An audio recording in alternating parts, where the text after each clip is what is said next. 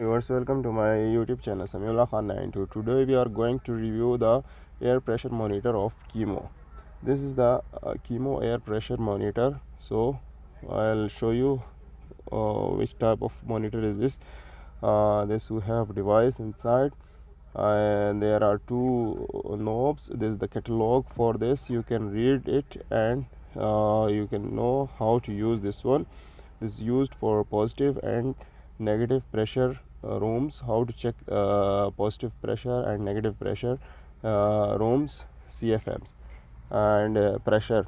The room is negative or positive. This is the, you can see this is the on off button, and you can see this is the, we can change more the units from this button. Another one, you can use this in CFM, Pascal, or any unit you want.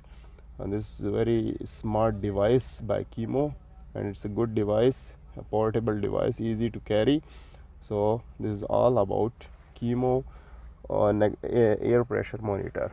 Thanks for watching my YouTube channel Samiullah Khan 92. Like and subscribe my channel.